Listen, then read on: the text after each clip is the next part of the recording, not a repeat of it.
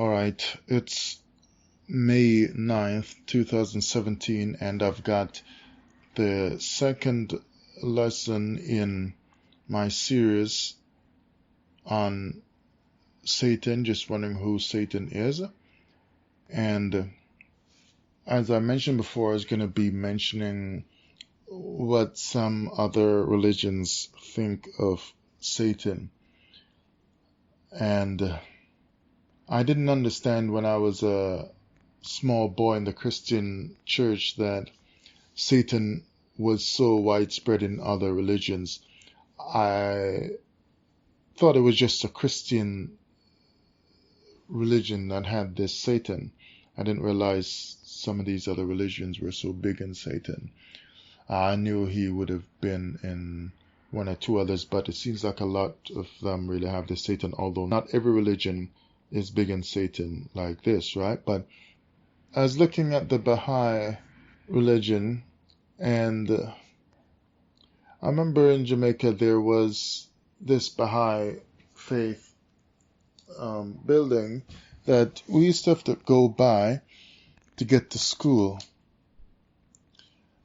And I thought it was just kind of strange because I was seeing all kinds of Catholic churches there in Jamaica, and the Pentecostal charismatic type churches, apostolic churches, those were all over the place.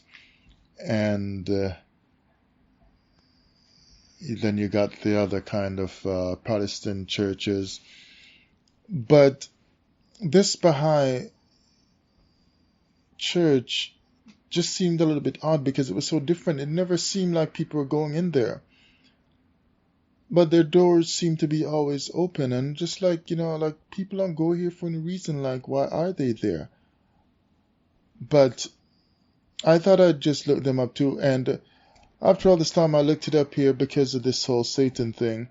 They came back to mind, and they're pretty much just another Christian church. They're pretty much just another Christian church. I never looked at them all these years, but now I read a little bit in them. And so I won't bother. I was going to be bringing out how they think about Satan. But because by reading, I realized they're just a Christian church themselves, really. It don't make sense because whatever you know of the devil in the Christian church already is just the same. They're pretty much thinking the same thing of him, and they still read the New Testament, all that kind of stuff. So they're just like a Christian church. So there you go. That's for the Baha'i faith. But I'm going to look at some of the other religions here from this website. I was going to do them all individually, but by doing it this way with a few of them on the one website, they just list a few of them. So I'll just go through not all of them, just a couple of them. This one here is from humanreligions.info/satan.html, and the article is entitled Satan and the Devil in World Religions. Okay, I like the way they start this out. They say here, many religions contain an enemy of the system. That should catch your attention. See, this lesson is mainly, well, the whole series, my main thing is not to show as many things as I can about Satan, but more to knock down the Christianized worldview of Satan, because I realize that Satan is in other religions as well, so Christianity doesn't own it, right? So it's just to knock it down, just to give people another view of this word Satan in the Bible. And so you can start to have some other thoughts, because I realize that, something I'm going to be talking about in the future, which it's starting to get heavy in my mind lately, and last week I really was thinking of it, is that a lot of us are just in another religion. You leave the Christian church and you come over into this Israelite understanding, and you've really just come over into another. You just left one religion and come over to another religion, and you say, we don't have religion, this is just our culture we're returning to. Yeah, true. But in a sense, we really, myself included, We just left one religion and jumped over into an Israelite religion. Because as I'm going through the past couple months, I've realized, like I said, myself included, that we are all, well, for the most part, just believing something because somebody told us. And I just, as I was saying that last sentence, because somebody told us, I just started to get instantly upset. Because most of us just don't study and read. And see, it's like people need to have, that's why they use religion from ancient times to control people. And you know the saying, religion is opium of the masses. That's why they use it, because they know people want to believe something. And two, they want to believe something that's popular, that's well supported. And they want to believe something that seems very systematic, so that they don't feel like they are making a new path for themselves, or like they have to fight through too much in order to find too much truth. But that's exactly what you have to do. You have to fight to find truth. You got to clear some stuff, because we're just hopping from one religion to another. Because if you say you're an Israelite and you've come over to this Israelite understanding, you've left Christianity, there's no way you can just sit down and just believe because they told you that Torah said this and Torah said that. I mean, not me. That's how I started out. But I'm realizing, no, we're being told that Torah says some things, a lot of things that it did not say. Some key things as well. Some key things that I'm identifying.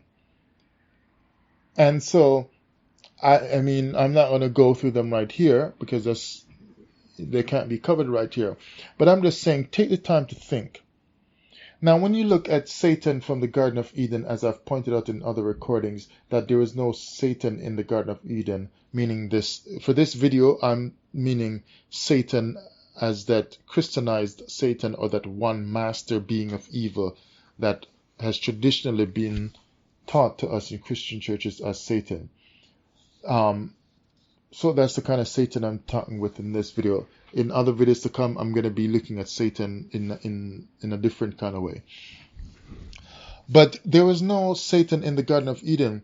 And so when we were taught that Satan came and tempted them in the form of a serpent, first they said when I was a little boy, Satan was a serpent. Then now, after people have challenged them so much over the years, now I've grown up, they've had to change it now and say, well, he was in the form of the serpent. He was just using the serpent. As if, I guess, he was inhabiting the serpent. But there was no such Satan. So then, if there was no such Satan as this being, Satan of evil, in the Garden of Eden, then you've got to then go to the rest of the Bible, especially the New Testament, and change your thoughts. And when you see the word Satan, you got to think something else is going on in the text. You've got to. So I'm showing here that there is no such Satan that was in the Garden of Eden or in the other places in the Bible. This is a different kind of thinking that you need to look into for yourself. Because there is no such Satan, like a single being called Satan, that you have to rebuke in all-night prayer meetings or something like that. No. So many religions contain an enemy of the system, a being that questions why things are the way they are, who challenges the supreme power or powers, who accuses them of hypocrisy, and who leads mankind away from cosmic ideals of subservience and acquiescence. So what they're saying right there is, he leads people away from subservience. In other words, from being subservient and, giving into following the instructions of the Creator and playing your part in life and in existence and knowing your place as just, you are God yourself, basically. So he leads you away from that, and acquiescence there is basically meaning that they're saying this Satan creature will make you be deceived. So he uses trickery in order to get you to become simple or simple-minded and even give up your rights without fighting for it and so on, because a religious thought or a deception makes you think that you should let go of your rights, and so you have been deceived, and he can go ahead now, this Satan creature or this Satan position can now go ahead and take advantage of you. You have acquiesced. You have become weak and gullible and allowed yourself to be deceived. So when I look at that part there alone and I look in the world, what I see is it's more people who actually deceive you and make you come under their power and then take advantage of you. So it seems to me that people can play the role of Satan. So there does not need to be this particular Satan just from this sentence alone here. It doesn't need to be. People can just do that. But the trick of it is that the people who have taught us these things over the years that we refuse to let go of will tell you, especially if they're clinging to the New Testament, who was written by people who believed in Satan, who were Satan themselves, they will tell you that it's just that Satan is using those people, or Satan is inhabiting them, or they're filled with demons or something like that. And that's why. But the Most High says, I've put before you two paths. Choose life and death, so you can choose. So the path of death then can also include deception, because you're not evil, so you're going to deceive people and so on. So if someone's going to deceive you, and devil means deceiver, that means that you can be that deceiver and take advantage of someone else, because you have chosen not the path of life, but the path of death, which includes deceiving people. So if you can be that deceiver, it means that you have become that deceiver simply by the power of choice. You did not choose the path of life and goodness and honesty and so on. You chose the path of death and deceiving and fighting and war and hatred towards people around you and so on. So if you can just simply deceive or cause someone to acquiesce, you have simply become a deceiver just purely by choice. Now, if you can just become someone by choice, and the Creator said, I'm telling the children of Israel, you can do that just by choice, even though He wants you to choose the right path, then He's telling you by choice, you are going to act like that Satan to somebody else. If you decide to live like that, you're going to become something else I don't want you to be. So if I had had this kind of teaching from I was a small boy learning to pray in Jamaica, I would not have gone on to being scared of this Satan creature and doing all these prayer meetings against Satan, Satan, Satan, and then even cause so much evil to come into my life by thinking that it was something else that was doing it that I wasn't seeing, called a Satan that sometimes was shown with a pitchfork or a trident. I would have lived a much better life, a more successful life, and a more fuller life, a more pure life, because I would have found out more about Torah and so on, and I would have been a more pure person, a more honest person in life, and not taking advantage of other people myself, if I understood that I had within me that which would make me function like a Satan. But when I thought Satan was outside of me and was this unseen devil that I needed to rebuke and to fast and pray so that he does not take control of my life, when I was only thinking like that, I didn't need to work on myself as much as I should have, although I did, because I was watching my attitudes and so on and my sins and so on, but I didn't watch them enough because I thought some of that energy should go towards the Satan that exists outside of me that the New Testament told me to rebuke. Because if I can just simply rebuke him and keep him at bay, I will do less sinning, so I don't have to worry too much. When the truth is, He wasn't outside of me, tempting me to do stuff. New Testament says every man is tempted when he's drawn away of his own lusts.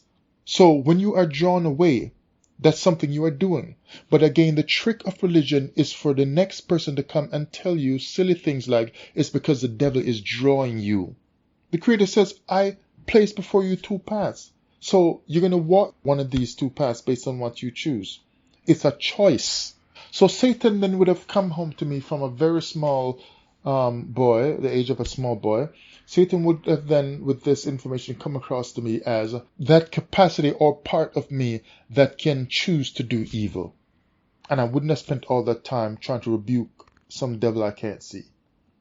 But I would have still lost it and joined over to the wrong thinking, because I was in the Christian church as a small boy, and the religion was going to teach truth and common sense out of me anyway.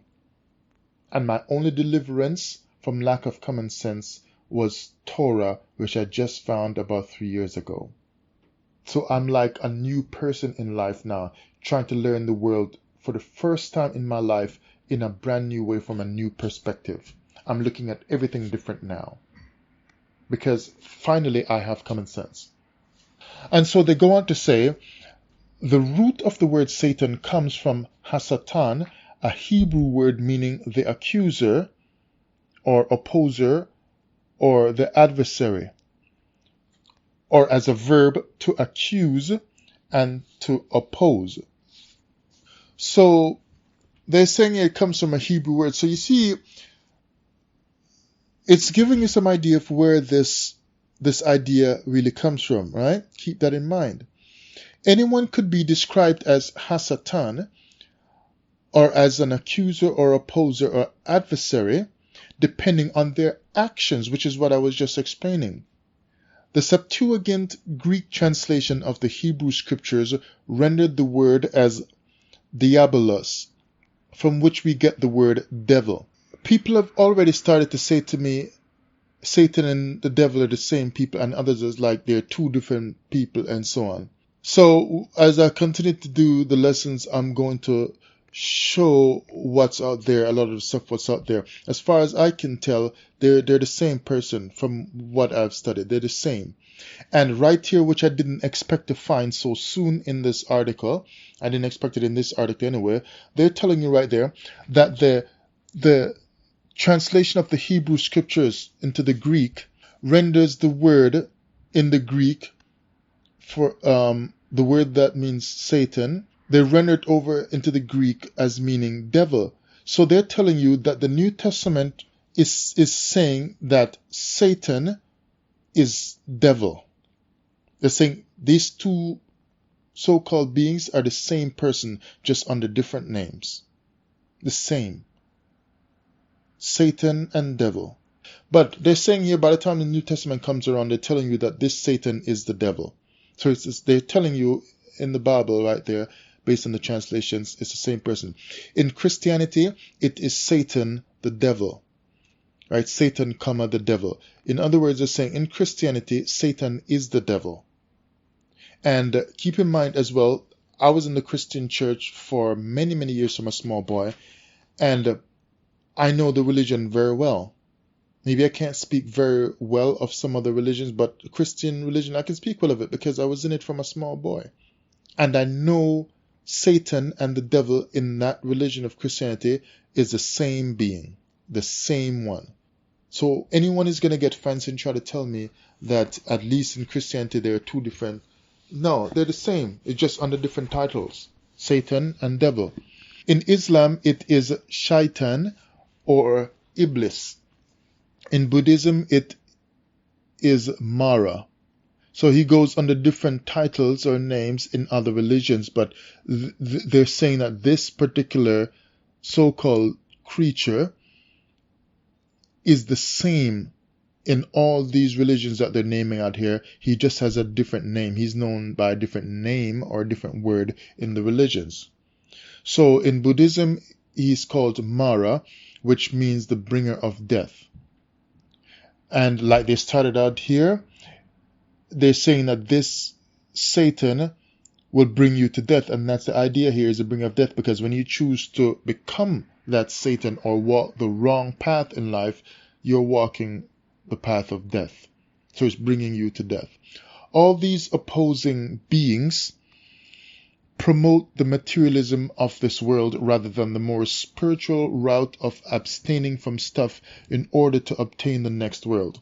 In other words, the primary role of Satan in its various guises in world religions is the rejection of spiritual wishful thinking and the embrace of our present real-world life.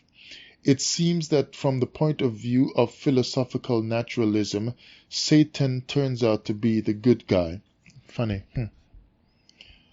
Okay, in Zoroastrianism, he is known as Ahriman. So we see in that religion he's got his own other word as well to describe him. Zoroastrianism is one of the most ancient religions about which anything is known and is over 3,000 years old.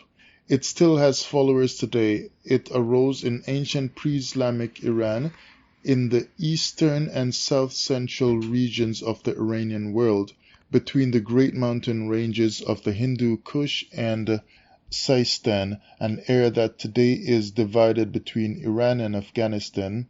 And okay, that's just a little history of how they're starting up there. It's believed that it was founded by Zarathustra or Zoroaster.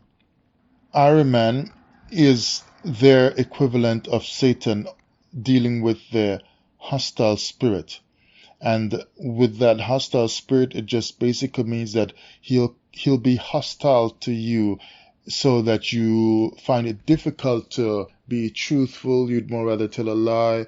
You will go out and kill, steal, do anything that is bad, right? So he's got his name there in that religion. In Buddhism, as I mentioned before, they call him Mara. Many religions, typically Eastern religions, such as Buddhism and Hinduism, assert that everyone lives through a long succession of lives and that the material world and all conscious beings are separated from nirvana. The bad guys here are bad people, I guess. They are dominated by the single figure of Mara, and that's like saying by the single figure of Satan. Alright, so he is the evil one in Buddhism. He is usually regarded as being of darkness, having darkness and blindness associated with him, and he should be treated as unwelcome. You don't want him around, basically. You certainly don't want him in your life, same way you don't want Satan in your life. Judaism and Christianity, Satan and the devil is what they use, as I mentioned before. There are surprisingly few references to Satan in the Christian Bible. And that's something I started to mention in the first video. You would think by the way that he's mentioned so much that there would be more said of him. But I think it's just that the New Testament spoke of him in such a strong way, that the few times they did, that they actually, they kind of magnified him and made him seem so prominent in the verses that did mention him, that it looked like he was spoken of a whole lot more than he really was. It's just that they said some strong things about him, and they scared the daylights out of you with how they talked about him, with saying things like Satan goes around like a roaring lion seeking whom he may devour. And in those times back then, as things would come at you in your memory of history of saints, which is really the Hebrews being fed to lions and so on, it would, when you would say that in that time in the New Testament, as a roaring lion seeking whom he may devour, that sounds very scary. It would be now like if you would say Satan goes around like a terrorist with bombs strapped to him, waiting to come to your city. That would be very scary, right? So they put lion there in the New Testament because lion in that time coming after you, like you don't want to be out trying to walk through some area trying to get somewhere and nobody's around you and a lion tries to attack you. You're almost done for. So that's trying to say that Satan was very scary. Satan wasn't... Okay, look at this part now. Even the serpent Okay, some references once seen as being references are now known to be otherwise due to better translations, such as that to Lucifer, which and I'm going to talk about Lucifer at some point too, which we now know refers to an honorable dead king. That's what they're saying right here. I haven't come across that yet, so I'm going to have to look that one up. Even the serpent in the story of Adam and Eve is not Satan, and is not called Satan, as the Garden of Eden was a perfect paradise and a place free from sin. And that's really what I thought on my own too. That's what I was saying to you. I mean, where's this Satan coming from? We are told that it's just Adam and Eve that was living there, except for the trees and the animals. But in terms of something that looks like people, it's just Adam and Eve is how we are told and how we are taught and cultured to think. Yet some other being that looks like a person is just going to walk up in that garden and start talking to you? How would he get in there? Because the garden seemed to have been blocked off. So Satan could not have been there. It is ridiculous to think that God ejected Adam and Eve from Eden for sinning and allowed Satan itself to creep around there. And that's true, because that's what I also thought. He kicks them out, but the one who actually caused the whole thing to happen, he gets to stay. It's no big deal. Cursed him, but he can stay there. And it's funny too, because with this Satan thing, if the serpent is just a way to say that Satan was present, he comes after the man and the woman to take them down through the woman, knowing that the prize is the tree of life. Why didn't he go after the tree of life and just snatch it without even bother going through the woman? I mean, what's the big deal? It is so important, this tree of life, that the Creator decided, okay, I can risk them making a wrong choice and sinning and taking from the tree of the knowledge of good and evil. But the tree of life, I can't risk that one. So now that they sinned, I gotta try to hide the tree of life from them. I gotta get rid of this from out of their reach by kicking them out. And so the secret there seems to be the tree of life, but he just leaves it wide open to a devil that's coming in to take down, and leaves it so that even he possibly can have access to it, because nothing is telling us that he didn't have access to it. If he had access to the tree of life, even indirectly through Eve, what would make the tree of life off limits? I mean, if he had access to the tree of knowledge through Eve, what would make him not have access to the tree of life? Obviously, we know they could get to the tree of life as well, or the Creator wouldn't be trying to hide them from it or keep them away from it. So it seems then that they had access to it, but weren't going to touch it unless they are tempted or changed in their mind. Then now he has to hide it. Satan wasn't even the name of the opposer for most of the history of Judaism. So see that? So if he was really Satan that fell from heaven, why didn't most of the history of Judaism, or most of the history of the Old Testament, please, why didn't most of that history have his name already? There was a being called the opposer or the adversary. So in the book of Job, in the 4th century BC, Satan seems to be rising up there now, although he doesn't seem to do much more until the New Testament. He just went totally crazy, like this is just a free-for-all. But the 4th century BC, Satan decides, I'm just going to start doing some stuff. I was supposedly in the garden, and I took a very long time, like I'm just chilling out, planning some massive end-time attack or something. But I mean, what was he doing all this time? If his job of tempting and being the one pushing Eve in the earth is so important, why wasn't he more mentioned all along in the Old Testament? If he's really this single master Satan being, master evil being.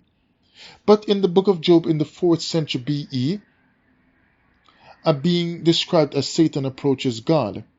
So if they're telling you here that Satan wasn't even his name, then how come all of a sudden now in the 4th century BCE, just 400 years before Christ, he's going to start to be called Satan? You see, that would let you think right there that somehow the scribes had been through some stuff that let them start to call this supposed being Satan, whereas they wasn't calling him Satan all along. You notice if as we were taught that Satan was the one in the garden doing the tempting, they didn't call him Satan back then. It's us who are just being told that he was Satan. They simply said a serpent spoke. But nobody in the text was trying to call him Satan, identify him as Satan. They didn't have any way to identify him as Satan, so they said a serpent spoke. But we were taught that it was Satan, but the text doesn't say that. So that's why he's saying right here now, Satan wasn't even his name of the opposer. So the opposer was in the Garden of Eden talking to Eve. The opposer, it doesn't say it was the Satan or Hasatan. But all of a sudden now, by the time of Job, this opposer needs to be called Satan. So there is a being, the opposer or the adversary. And in the book of Job, in the 4th century BCE, a being described as the Satan approaches God. Satan was not its name.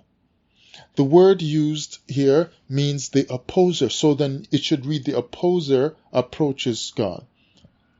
So when you understand it like that, you can realize that it's saying that the opposer approaches God. Not the particular Satan that we know of approached God, because there is not that particular evil being that he alone carries the word Satan. It was only later that Satan became a name of a being, which means Satan was not the name of a being from the start. See that? So somewhere throughout time, someone built into the thinking of the scriptures and into the thinking of the people who would read and teach from the Bible, what we call the Bible today, that which is this Satan that we have now come to know. But it wasn't like that initially. So anytime someone is telling me that Satan was in the garden, this particular Satan being was in the garden, that no other being or no other angel can be identified with, because this is the only kind of angel that is the master Satan. Anytime they tell me that he was in the garden tempting Eve and talking to Eve, no, that's wrong. Because there was no such particular angel called Satan from the start. None. It was simply an opposer that spoke to her, an opposer or adversary that was dealing with the Creator when talking about Job.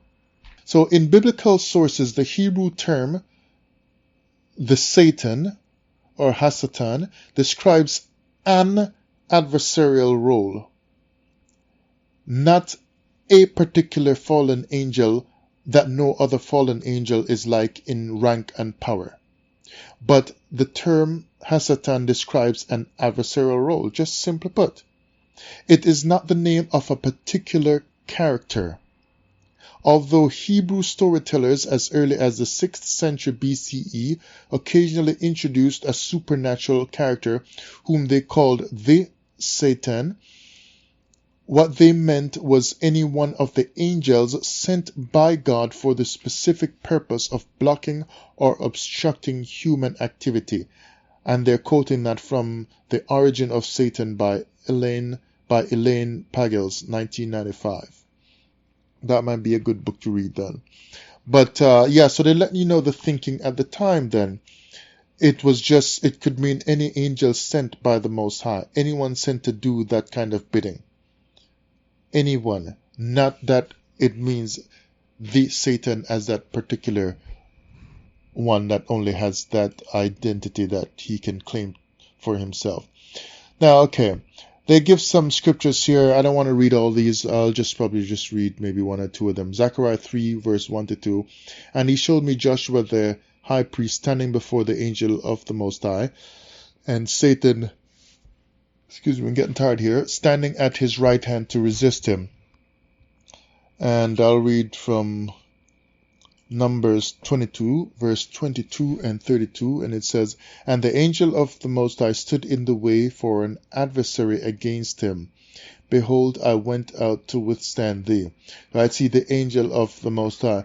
Right? So it's just trying to show here, as I mentioned before, that it's just any angel sent by the Most High.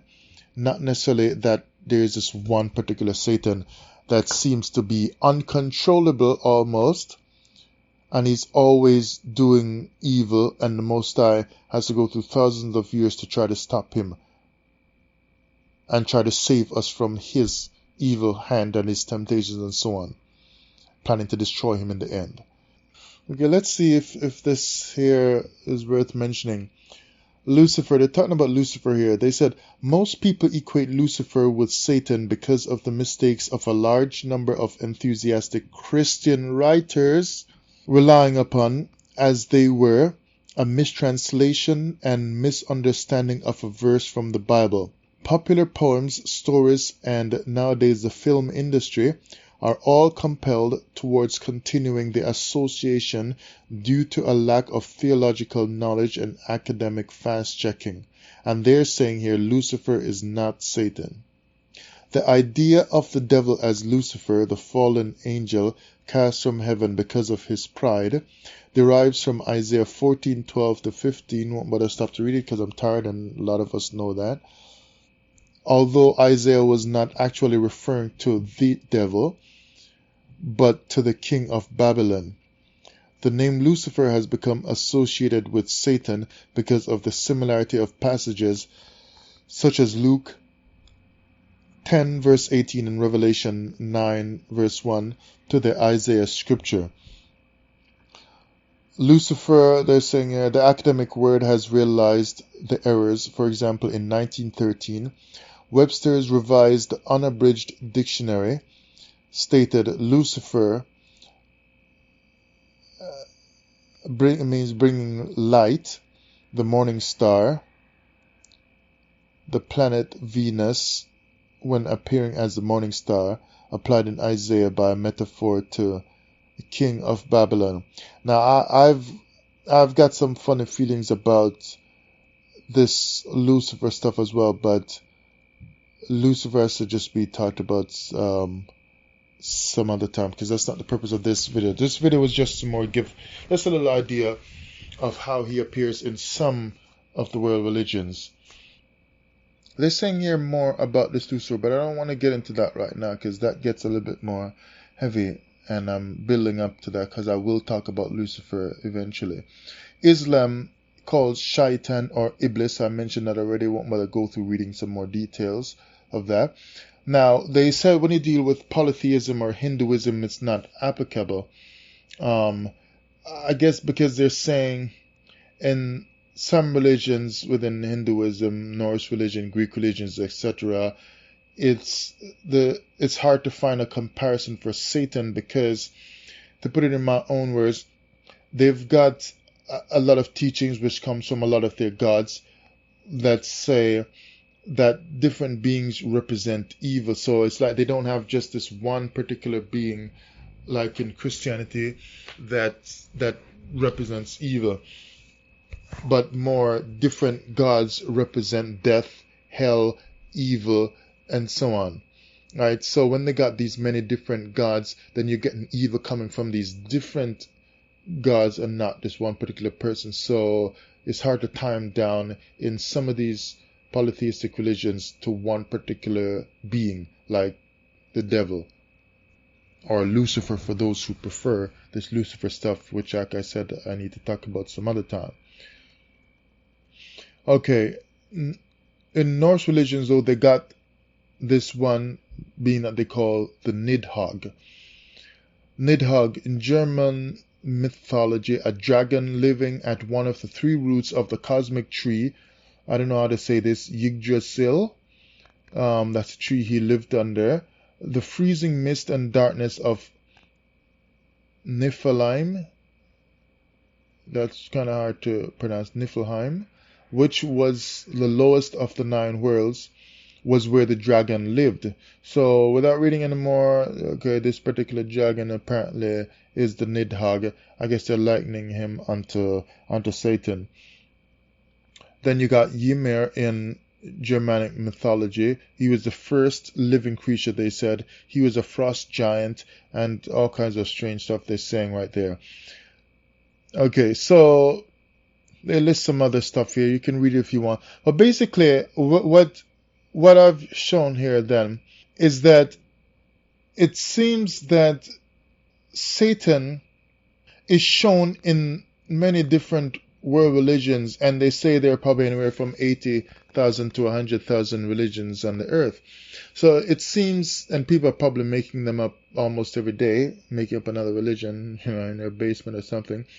But it seems that that which is usually thought of Satan seems to be in different religions in some form. Right? It seems to be in different religions. Probably not every religion, the way that they're trying to show this single particular being, but the concept or the idea of Satan seems to be shared across different religions. So, if that is the case, then I can then go on to say now that this particular Satan is not necessarily tied down to this one particular being. From what I've seen of how they describe this Satan in different religions, or this devil in different religions, he's not tied down to a particular being, because they all have their own idea of what this Satan is, even if they don't call him Satan but have their own name for him, and he is actually existing in their religion with a different story. So if he is a particular being, like a master being of evil, he should have come about in only one way. So if he fell from heaven, then okay, he fell from heaven, and the story says that he was hurled out and whatever, and he's the prince of the party or whatever. But then they would go on to just simply giving him their own special name for him, but have the same story that he fell from heaven. But what we find is that in these different religions, Satan has his entry into the religion or into the mind of people who believe in him. He has his entry into their religion with different stories of how he came about. But it seems that it's more just people making up this Satan. And so then what is starting to become clear to me in only the second lesson is that people are making up this kind of mythological creature, or this myth about Satan, that he is some external being or an external god of evil. People are making them up, and that's why you find different stories about Satan in these different religions that call him a different name, because everyone has the idea of Satan, but they have a different story to go with him. I would think that if you are a certain warrior and you come from a certain country to go war in this and that country, and then you move on to another country, but you're the same warrior, the same general leading your army, and then you beat them, and then you move on to another country and so on. By the time these different countries write their history and talk about you, you should just be the same general from the same one country that you came from, and you were marching around conquering and winning all the time and so on. You're the same country from the same country with the same army, and you've got the same name, you're the same general, and they would describe the clothing of the army and the type of weapons that the army uses in the same way, because they've all, but by different people saying different things about how Satan came about in their different religions, is telling you that every one of them have some idea of evil operating, but they don't agree on how it started. That is very suspect, because what that tells me is that they are all owning up to evil being present, but nobody wants to unify their belief in where it came from, so they make up different stories so you don't trace it back to its root, which is that you are the one doing evil. You. And you try to excuse it.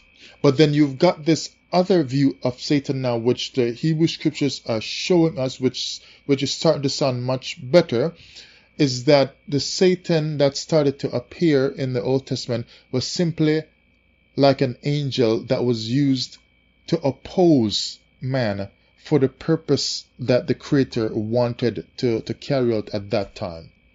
So the Hebrew scriptures is starting to show me something that's saying an angel could be called upon to go and fulfill something that you or I might consider to be evil. So I'll call that act or that angel a Satan, because he did evil to me. I might have been righteous, but because I did some sin and the Creator wanted to punish me, he sent an angel to do this or that. And so I call that Satan because evil has befallen me. And that's just how they thought of it. But it wasn't like this one particular master being of evil that was walking around, most times doing evil on his own, and only occasionally, as in the case of Job, seeking permission first. Because the Satan we've been taught of seems mostly to be managing his own evil. That's not the Satan I'm starting to see so far. That's not the Satan. So the different views of Satan then. One is that you are going to act like Satan because of that evil inclination inside of you where you have chosen the wrong path and you do something that seems satanic or seems evil. But then you got the Satan that is an angel sent by the Most High to do evil. I'm tired here. I'm going to come with some more stuff and show you what else I'm uncovering about the Satan. Remember, the purpose of this is to break down the traditional view of Satan. Especially in the last 400 or 500 years, Satan has become more pronounced, especially in the Western world. And that purpose to me seems to be just a grand deception. Anyway, I'm out.